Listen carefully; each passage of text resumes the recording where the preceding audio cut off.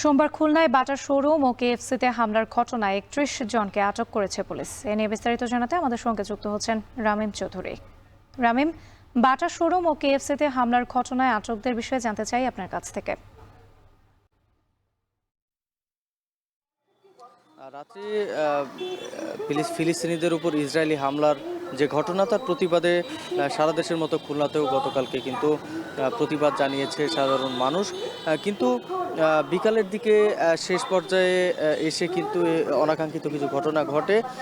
এখানে খুলনা শহরের butter showroom, যে শোরুমটি রয়েছে, সেই শোরুমে কিন্তু বেশ হামলার ঘটনা ঘটেছে এবং সেখানে শুধু যে বাটার শোরুম তা কিন্তু নয়, তার পার্শ্ববর্তী যে কেএফসির শোরুম রয়েছে, সেখানেও কিন্তু কেএফসির যে খাবারের দোকান, সেখানেও কিন্তু হামলা এবং লুটপাটের ঘটনা ঘটেছে। এবং এই ঘটনায় খুলনা মেট্রোপলিটন পুলিশ কিন্তু বেশ তৎপরতার সাথে এই হামলার ঘটনার সাথে যারা জড়িত ছিল বা ভাঙচুরের ঘটনার সাথে যারা জড়িত ছিল তাদেরকে সিসিটিভি ফুটেজ এবং বিভিন্ন রকম ভিডিও ফুটেজ যারা যাচাই করার মাধ্যমে কিন্তু তারা ৩১ জনকে গ্রেফতার করেছে আজকে।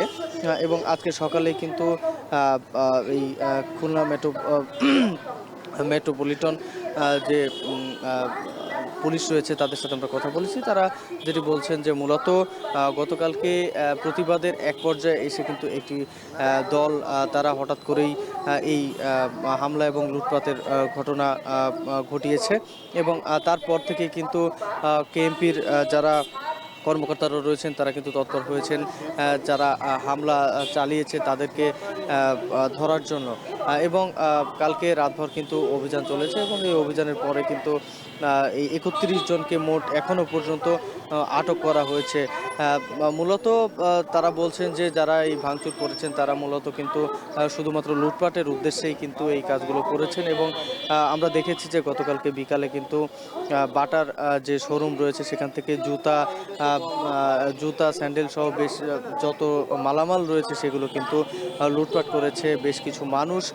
এর পাশাপাশি কেএফসির একটি শাখা কিন্তু এখানে ছিল এবং সেখানেও কিন্তু ভাঙচুর এবং লুটপাট চালানো হয়েছে। এবং এর সাথে যারা জড়িত রয়েছেন তাদের সকলকেই আইনের আওতায় আনা হবে বলে এখানকার যারা আইনশৃঙ্খলা বাহিনীর সদস্যরা রয়েছেন তারা জানিয়েছেন। এবং তারা যেটি বলছেন যে এখনও পর্যন্ত ৩১ জনকে এই ঘটনার সাথে জড়িত থাকার কারণে গ্রেফতার করা হয়েছে। এবং এই অভিযান অব্যাহত থাকবে এবং যারা যারা এই ধরনের অপকর্মের সাথে জড়িত হচ্ছে, লুটপাটের সাথে জড়িত হচ্ছে, তাদেরকে কখনোই ছাড় দেওয়া হবে না বলে জানাচ্ছেন এখানকার প্রশাসনের কর্মকর্তারা। তো রাত্রি এই ছিল আমার কাছে খুলনা থেকে গ্রেফতারের সবশেষ খবর।